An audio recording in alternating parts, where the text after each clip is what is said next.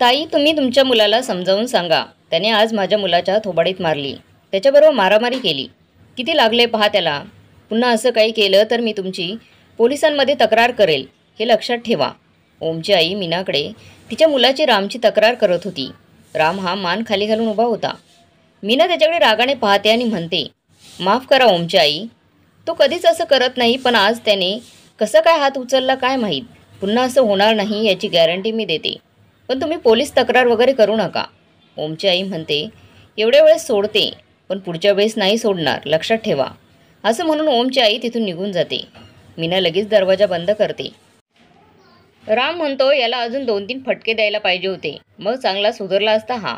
हे ऐकून मीना चक्क रामच्या थोबाडीत मारते. तेव्हा रामचे आजी आजोबा बाहेर येतात. आजोबा त्याला जवळ घेतात आणि म्हणतात, सुनबाई हे काय करतेस? एवढ्याशा लहान मुलाला कोणी मारतं का? मीना म्हणते, बाबा तुमच्या लाडामुळेच बिघडलाय तो, आणि एवढ्या लहान मुलाला कोणी मारत नाही. मग त्याने ओमला कसं मारलं? तुम्ही पाहिलं नाही का काय अवस्था झाली होती त्याची? त्याची आई तर पोलिसांना तक्रार करण्याची धमकी देत होती. आजोबा रामला म्हणतात, काय झालं बेटा, मला सांग. राम म्हणतो, आजोबा तो ओम नेहमी मला त्रास देतो, मला चिडवतो, मला ढकलतो. मी नेहमी सहन करायचो, पण परवा तुम्हीच मला सांगितलं ना, अन्याय सहन करणारा हा अन्याय करणाऱ्यापेक्षा मोठा असतो. म्हणून मी ठरवलं की आता अन्याय नाही सहन करायचा, आणि मी त्याला मारलं. मग चांगलंच घाबरून पळून गेला तो. आजोबा म्हणतात, अरे वा, एकदम बरोबर केलंस तू. मीना चिडून म्हणते, वा बाबा वा, काय भारी शिकवताय तुम्ही तुमच्या स्वतःच्या नातवंडाला. त्याला गुंड वगैरे बनवायचे की काय? तो शिकून मोठा साहेब बनावा असं मला वाटतं, आणि जर तुम्हाला त्याला रस्त्यावरची मवाली बनवायचं असं दिसतंय. आजोबा म्हणतात, सुनबाई एकदा ऐकून तरी घे. रामला त्या मुलाला मारलं म्हणून शब्बासकी देत नव्हतो, तर अन्याय कधीही सहन करू नये, अन्याय करणाऱ्याला चांगला धडा शिकवावा हे त्याला कळलं म्हणून म्हणालो. आता खरं कारण काय? तो मुलगा खरंच त्रास देत होता का? चूक कोणाची हे तर शोधून काढावं लागेल ना. मीना म्हणते, मला काही नाही शोधून काढायचं वगैरे, आणि मला माझ्या मुलाला असे संस्कारही द्यायचे नाहीत. कालपर्यंत तो शांत आणि हुशार मुलगा होता, पण तो जेव्हापासून तुम्ही इथे राहायला आलात तेव्हापासून तो असंच वागायला लागला आहे. आणि त्यातल्या त्यात आई तुम्ही माझ्या मुलीला तसल्या गोष्टी शिकवताय. आजी पुढे येते आणि म्हणते, सुनबाई हे काय बोलतेस तू? मी गीताला काय शिकवते? कोणत्या तसल्या गोष्टी? मीना म्हणते, तुम्ही तिला देवपूजा कशी करायची, स्वयंपाक कसा करायचा, या सगळ्या गोष्टी सांगत होता. तुम्हाला काय तिला गावची गावठी पोरगी बनवायची की काय? मला तिला शहरातील मॉडर्न शिकलेली मुलगी बनवायचं आहे, आणि तुम्ही तिला गावठी मुलगी बनवण्याच्या मागे लागले आहात. आता खूप झालं तुमच्या दोघांचं. जोपर्यंत तुम्ही इथे राहत नव्हता तेव्हा सगळं किती छान चाललं होतं. जेव्हापासून तुम्ही इथे राहायला आलात आणि माझ्या मुलांची वळणच बिघडलीत. मला त्यांना असं वाढू द्यायचं नाही आहे. मी आजच अभिषेकशी बोलते आणि तुम्हाला परत गावी पाठवून देते. आजी म्हणते, सुनबाई बस झालं. आम्ही आमच्या नातवंडांना वाईट वळणं नाही लावत, आणि तुला जे वाईट वळण वाटतंय ना, ते खरं तर खूप चांगली वळणं आहेत. पण जाऊ दे, तुला नाही कळायचं ते. आणि तू काय अभिषेकशी बोलून आम्हाला गावी पाठवून देशील? आम्हालाच इथे नाही राहायचं आहे, आम्ही चाललो आमच्या गावी. असं म्हणून हे दोघे त्यांची बॅग घेतात आणि गावी निघून जातात. मीनाला खूप आनंद होतो, पण गीता आणि रामला मात्र खूप दुःख होतं. हे दोघे आजी आजोबाला अडवण्याचा प्रयत्न करतात, पण आजी आजोबा त्यांना समजावून सांगतात, आम्हाला इथे मान नाही, तुझ्या आईला आम्ही आवडत नाही, मग इथे आम्ही का राहायचं? म्हणून ते गावी निघून जातात.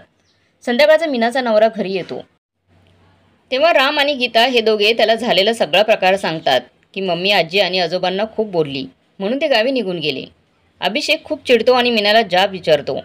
मीना अभिषेकला काही बाई सांगू लागते की आपल्या मुलांना ते दोघे वाईट वळण लावत होते, आणि मी त्यांना समजावण्याचा प्रयत्न केला तर त्यांनी मला शिवीगाळ केली. नाही ते बोलले आणि ते रडायचं नाटक करते. अभिषेक त्यामुळे मीनाची बाजू घेतो. राम आणि गीताला सगळं माहीत असतं, आणि आई किती खोटं बोलली हे त्यांना समजतं. राम आणि गीता या दोघांनाही त्यांच्या आजी आजोबांची खूप आठवण येत असते. आजी आजोबा किती चांगले आहेत हे त्यांना माहीत असतं. काही करून त्यांना या घरात परत आणायचं, आणि मीना आपली आई वाईट वागली आहे हे सर्वांना दाखवून द्यायचं असे हे दोघे ठरवतात. काही दिवसानंतर राम आणि गीताच्या शाळेमध्ये एक सांस्कृतिक कार्यक्रम असतो, आणि या कार्यक्रमामध्ये एका विषयावर हे दोघे भाषण करायचं ठरवतात. आम्ही आमचा विषय ऐनवेळी सांगू अशी अट ते ठेवतात. शिक्षक यासाठी तयार होतात. आपली मुलं काहीतरी छान करणार आहेत असं समजल्यावर मीना आणि अभिषेकला खूप आनंद होतो. हे दोघेही या सांस्कृतिक कार्यक्रमासाठी शाळेत पोहोचतात. एकानंतर एक मुलांचे परफॉर्मन्स होत असतात. त्यानंतर राम आणि गीता या दोघांचं नाव अनाऊन्स केलं जातं. हे दोघे स्टेजवर येतात. राम म्हणतो, आज मी एका महत्त्वाच्या विषयावर बोलणार आहे, आणि तो बोलायला सुरुवात करतो. आजी आजोबा आजच्या काळात आजच्या पिढीत गरजेचे आहेत की नाहीत? ते त्यांच्या नातवंडावर चुकीचे संस्कार करतात का? गीता त्याची साथ द्यायचं म्हणते. हे ऐकून मीनाला मोठाच धक्का बसतो. आपली मुलं आता आपलं भांडंफोड करणार असं तिला वाटतं. परंतु हा परफॉर्मन्स तिला काही थांबता येणारा नसतो. राम म्हणतो, आजच्या काळात आजी आजोबा घरात नसलेले बरे, कारण ते नातवंडांना नेहमी चुकीचं वळण लावतात, वाईट संस्कार देतात.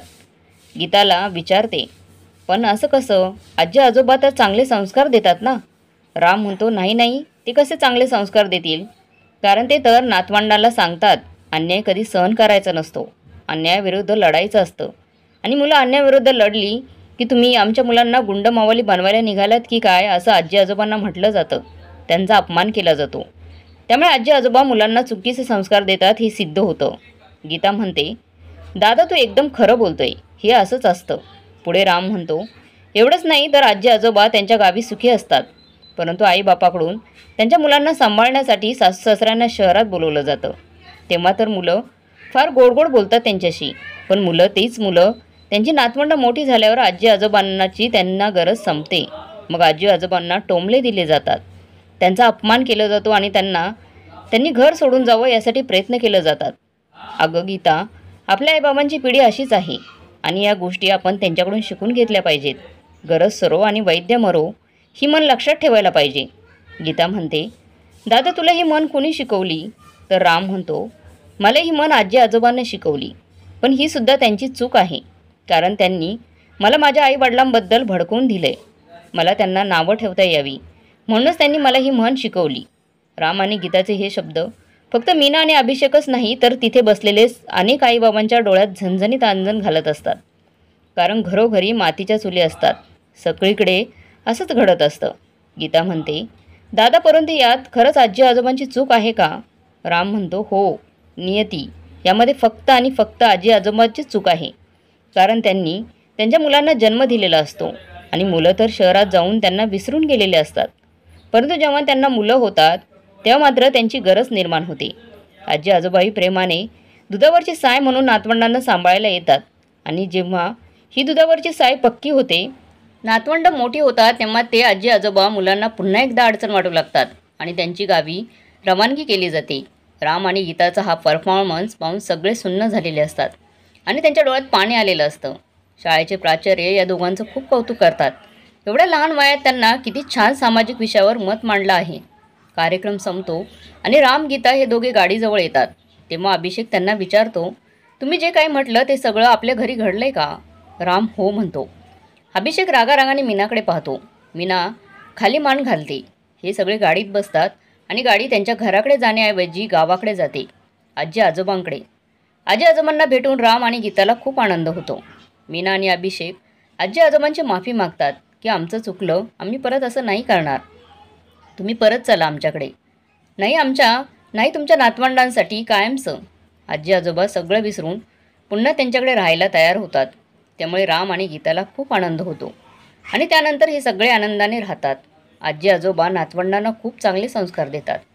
तर मग मित्रांनो, गीता आणि रामने केलेला परफॉर्मन्स तुम्हाला कसा वाटला कमेंट बॉक्समध्ये नक्की कळवा. आणि ही कथा चांगली वाटली तर लाईक शेअर सबस्क्राईब नक्की करा.